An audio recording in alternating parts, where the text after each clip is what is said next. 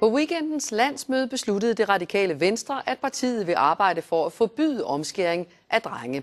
Et flertal stemte på mødet for forslaget, som vil forbyde al omskæring af drenge under 18 år og af voksne mænd, der ikke har givet deres samtykke. Partiets leder, Margrethe Vestager, siger, at hun bakker forslaget op, også selvom det går imod regeringens linje, som er, at man ikke vil forbyde rituelle omskæringer. Og ifølge Sundhedsstyrelsen så er der ikke nogen direkte sundhedsmæssig begrundelse for at forbyde omskæring af drenge. På styrelsens hjemmeside lyder vurderingen. Der er ikke tilstrækkelig sundhedsfaglig dokumentation til generelt at anbefale omskæring af drengebørn. Samtidig er der ikke sådanne risici ved indgrebet, når det foretages korrekt og af kompetente læger, at styrelsen finder anledning til at anbefale et forbud mod rituel omskæring af drengebørn.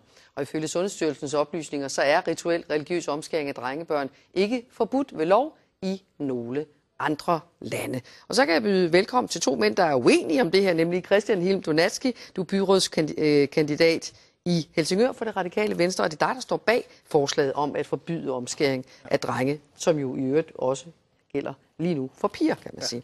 Også velkommen til dig, Zubair Butahhussain, du er samfundsdebattør, som vi kalder folk, når man ikke rigtig ved, hvad man ellers skal sige. Du blander dig i hvert fald ofte i debatten og har også holdning til det her. Og du undrer dig over, at det her forslag kommer fra netop det radikale Venstre. Hvorfor det? Jamen, jeg synes først og fremmest er det vigtigt at understrege det her med at sammenligne omskæring af drengebørn med lemsbeskadigelse og sammenligne det med omskæring af piger. Det er jo fuldstændig forfejlet. Men hvorfor er det lige præcis? Hvorfor undrer du dig over, at det kommer fra det radikale Venstre? Jo, men altså, jeg tror, jeg kunne forestille mig, at et parti som det radikale Venstre ville sætte sig mere ind i tingene, end de måske har gjort på nuværende tidspunkt, og netop henvise til, at det er lemsbeskadigelse af drenge, og sammenligne det med omskæring af piger. Det er jo to vidt forskellige ting, og det her med at lave indgrebet på små drengebørn, er jo, har jeg selv hørt fra folk, der foretager sådanne omskæringer, kyndige læger, der gør noget sådan med special inden for noget sådan, at det er som at klippe navlestrengen over. Set i forhold til, hvis man gør det på grandvoksne mennesker, er der altså flere komplikationer forbundet med det. Og derfor så undrer det mig først og fremmest, at det radikale står for noget sådan, men også det, at de ikke har sat sig bedre ind i tingene. Christian Holm Donatzky, hvordan går et forbud mod omskæring i tråd med de traditionelle radikale kerneværdier, som jo, hvad skal man sige, giver stor frihed for det enkelte menneske? Altså for mig er det selve, kan man sige, kernen af radikal politik, det her. For det handler nemlig, fra min side handler det om at beskytte nogen, der ikke kan beskytte sig selv.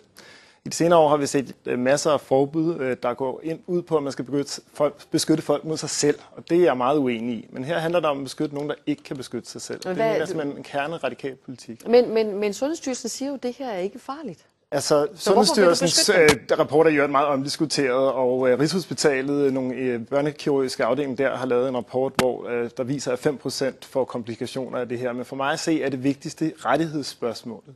Altså, det er faktisk den eneste fysiske overgreb, vi tillader i Danmark, det er mod små drengebørn, der ikke selv har mulighed for at sige fra. Men det er jo, når man kalder det et fysisk overgreb. Der er også dem, der vil mene, at når du får rettet tænder eller lavet hul i ørerne, så er det et fysisk overgreb. Så det er vel et spørgsmål om definition, ikke? Ja, men der er vel ikke ret mange, der vil synes, det var i orden at skære andre dele af kroppen væk. Det ved jeg ikke, om du synes, at det vil være i orden at skære andre dele af børns krop væk. Men det gør vi jo af forældre eller andre. Nej, men hvorfor er det så lige præcis den mest følsomme del af kroppen, det er i orden at skære væk? Men er det i virkeligheden så et spørgsmål om, at man som hvad skal man sige, enten muslim eller jøde, praktiserende muslim eller praktiserende jøde eller praktiserende amerikaner, for den sags skyld, for de rigtig mange amerikanske børn, også, som ikke har religiøse grunde. Ja. Kan man så ikke længere føle sig velkommen i det radikale Venstre, synes du? Jamen altså, det er jo et spørgsmål, som radikale politikere må stille sig selv. Men det der er, altså udgangspunktet er, når man starter med at definere det som værende et overgreb, som Christian også siger. Altså det er jo at gøre debatten værdiladet mere end den jeg bør gøres værdiladet, fordi det er noget, man har praktiseret ikke kun i 2 dage, det er noget, man har praktiseret i flere tusind år. Og det har så også udviklet sig, hvordan man praktiserer det. Der er forhåbentlig ingen, hverken jøder eller muslimer, eller for den sags skyld andre, som gør det af andre årsager, som gør det hjemme på køkkenbordet. Så hvis diskussionen går på, at vi skal have ordentlige forhold omkring noget sådan, hvis det er der, hvor problemet ligger, så synes jeg, at alle muslimer eller ej, eller jøder eller ej, bør tage den diskussion. Men at tage en diskussion med en sådan præmis, hvor man giver det prædikat, at muslimer ønsker at lemlæste deres børn, det er altså at stigmatisere en gruppe af danske muslimer. Men Christian Holm Donatzky, ja. Jeg kunne bare godt tænke mig at sige, at jeg har ikke nævnt ordet muslim eller jøde. For mig handler det overhovedet ikke om religion. Men det er jo meget ofte i Danmark muslimer. Jamen det handler bare ikke om religion for mig. Det handler om at beskytte nogle børn. Og det, at det er foregået i tusinder af år, er så ikke noget argument. For revselsesretten havde også eksisteret i 1000 år. Forældre har slået deres børn. Argumentet for revselsesretten, inden vi afskaffede den var imod det var, at det var forældres ret at bestemme, hvordan de skulle opdrage deres børn. Men mener du så, nu spurgte jeg her, mener du, at man kan være medlem af det radikale Venstre, hvis man omskærer sine børn? Af religiøse eller af andre grunde? Jamen jeg mener, at det skal forbydes. Og jeg mener, at det skal forbydes samtidig med, at vi har en massiv oplysningsindsats omkring det her. Når det er forbudt, så gør man det ikke. Det håber jeg, at alle er enige om. Men det er overhovedet ikke, det ekskluderer overhovedet ikke nogen mennesker. Det her forslag, det er ikke lavet for at være imod nogle grupper af mennesker. Det er for at beskytte børnene. Men lad os lige prøve at se, fordi i virkeligheden så var der jo altså et flertal for forslaget på landsmødet, men det er jo ikke alle radikale medlemmer, der går ind for et forbud. Og en af dem, der stemte nej, det var folketingskandidat Samira Nawa Amini. Lad os lige prøve at se, hvad hun sagde. I Radikale Venstre der er heldigvis højt til loftet og plads til rigtig mange meninger. Det er ikke alt radikal officiel politik, som jeg er enig i.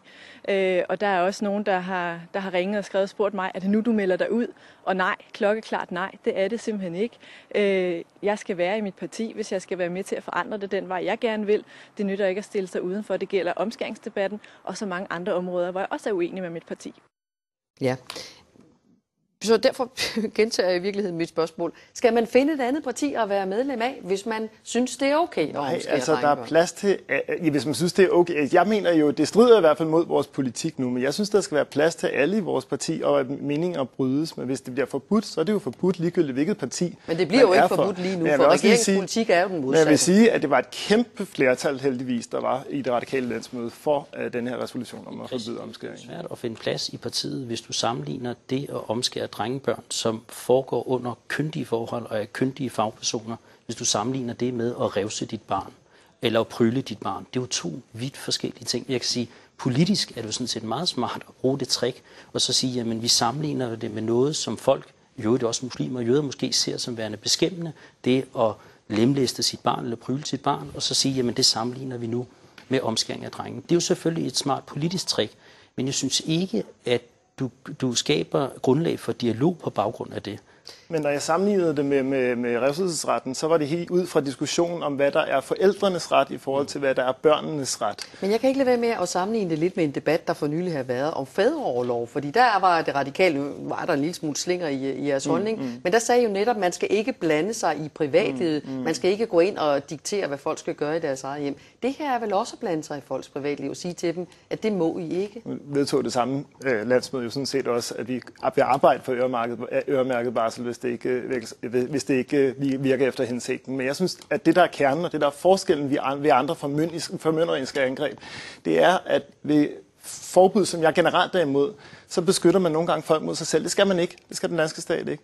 Men man skal beskytte dem, der ikke har mulighed for at beskytte sig selv. Og det har de her børn ikke. De bliver jo ikke spurgt. Og det er det, jeg beder om. Det er, at de får selv lov til at tage det valg. At de får selvbestemmelse over deres egen krop. Jeg synes, børnenes ret til ikke at blive skåret i er vigtigere end forældrenes ret til at skære i. Og så kommer vi ikke længere. Tak skal I have begge to. Selv tak.